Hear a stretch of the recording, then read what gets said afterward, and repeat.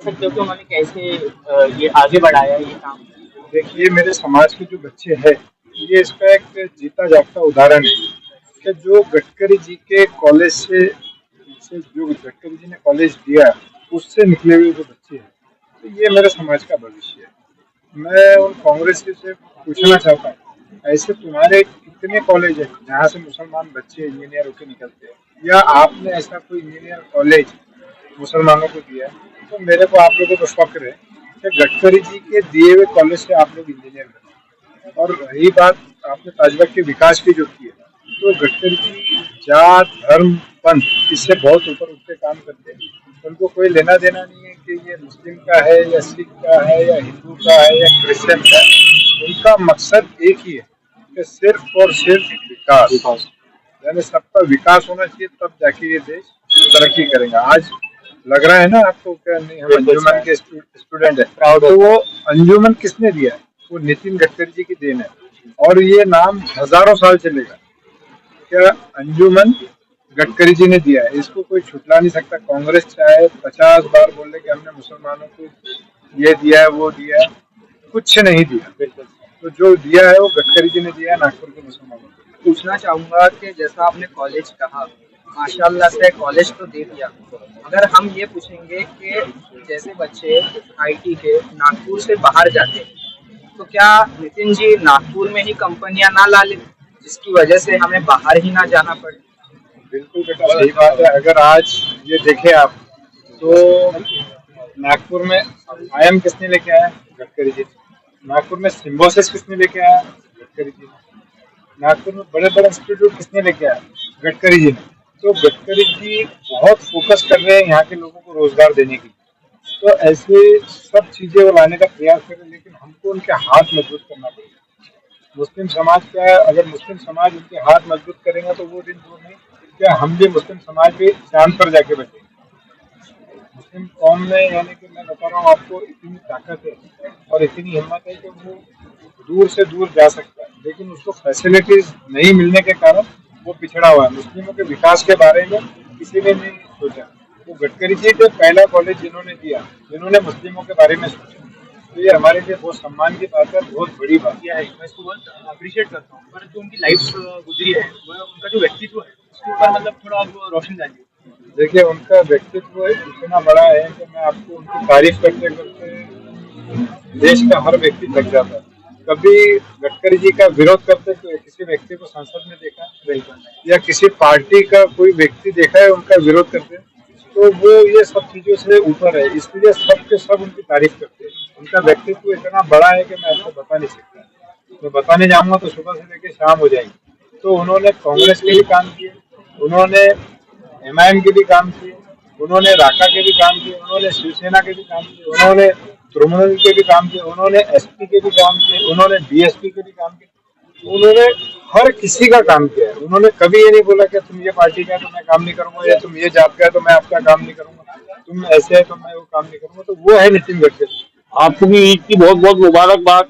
साहब ने हमको 12 तारीख का ईद मिलन का प्रोग्राम दिया था, मगर किसी वजह से बारिश हो गई और किसी अड़चन की वजह से साहब ने बोला कि यार उतने दूर तुम क्यों मेहनत करते हो, क्यों पैसे खर्चा करते हो, ईद मिलन वहां ना करो, तुम ईद मिलन मेरे घर में आके कर लो, मैं आपके साथ में ईद मिलाद मिल लूंगा। बाद में खर्चा करने का जब टाइम आएगा तो बाद में भी देखेंगे। सलाम अलैकुम की मुबारकबाद देता हूँ मेंबर जमात की तरफ से। आज गडकरी साहब का जो मैसेज किया है कि पूरे इंडिया में कि एक बहुत बड़ा माहौल बन गया है, आज के बाद में सब मुसलमान लोग गडकरी के फेवर में हो गए, और उनको एडवांस में मैं उनको मुबारकबाद देता हूँ। नितिन जी गडकरी ने आज हमको ईद मिलन के प्रोग्राम के लिए बुलाया था। हमने उनको वहाँ दावत दी ताजाबाद शरीफ पे, लेकिन उन्होंने कहा कि आप मेरे घर आ जाइए, यहाँ आके अपन ईद मिलन का प्रोग्राम करते हैं। और नितिन जी ने सबसे पहले हमारा एक रोड का काम हुआ था, 50 लाख रुपए पूरे मिनिस्टरों में, जब वो पहली बार क्या पालक मंत्री थे नागपुर शहर के, तो 50 लाख रुपए उन्होंने ही सैंक्शन कराया था, जिससे पहला रोड हमारा उमरेड रोड से लेके ताजियाबाद दरगाह तक के बना था।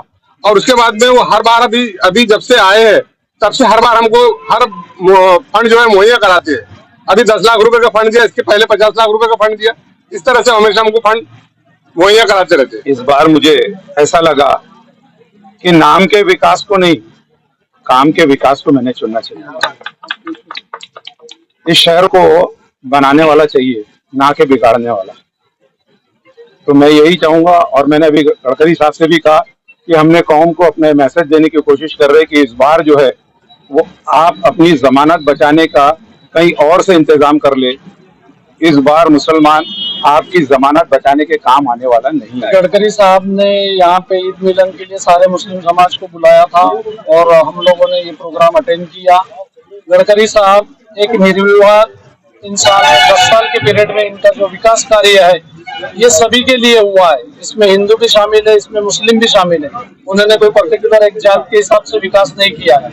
और ताजाबाद में जो उनका विकास है, ताजाबाद के अंदर का जो उन्होंने पूरा एक माहौल बदल के रख दिया और इतना सारा जो पैसा हर चीज के लिए दिया, अभी कॉलेज के लिए दे रहे हैं, हॉस्पिटल के लिए दे रहे हैं, तो इस पे से ये समझ में आता है कि उनको मुस्लिम की कितनी चिंता है। इसलिए आज हम लोग सब जन एकत्रित होकर उनके साथ में हम लोगों ने ईद मिलन का प्रोग्राम किया और बहुत ही अच्छी तरीके से उन्होंने हमारी आवभगत गडकरी साहब ने जो है ईद मिलन का प्रोग्राम रखे थे अपने घर पे, और हम जितने भी मुस्लिम भाई थे सब लोगों को जो है आमंत्रित किया था ईद मिलन के लिए।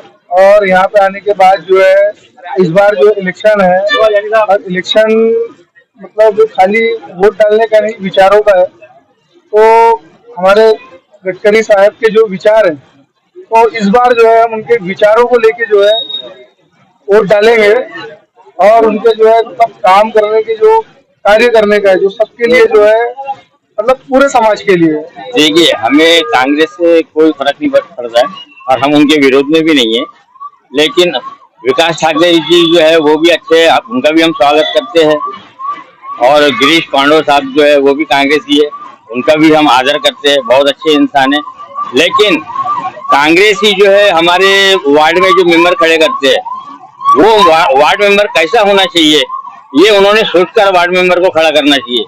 हम तायाबाद में मैं 67 साल की उम्र हो चुकी है मेरी, और हमेशा वहाँ कांग्रेस ही आया करती थी।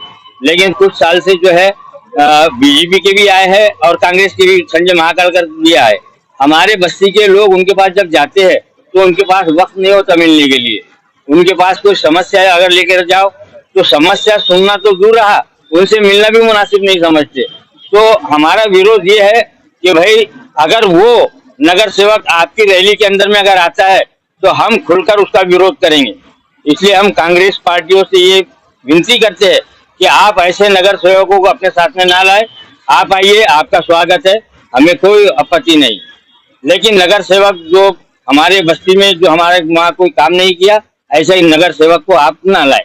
ये 5 साल में कितने बार वो नगर सेवक 2 मरतबा वो चुन के आए हैं, लेकिन हमारे यहाँ पर कोई विकास का काम नहीं हुआ।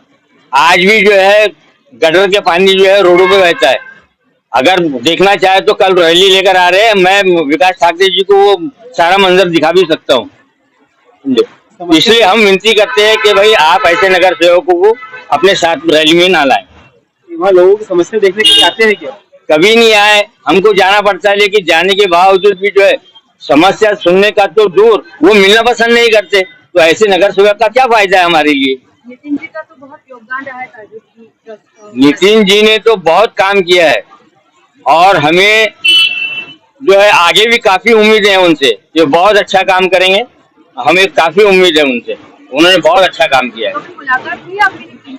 जी हाँ, आज हमें उन्होंने बुलवाया था। हम बड़े खुश है कि आज कम से कम पहली मर्तबा हमको किसी बीजेपी के बड़े लीडर ने अपने घर पर बुलाया है। ये हमारे लिए बहुत बड़ी खुशी की बात है।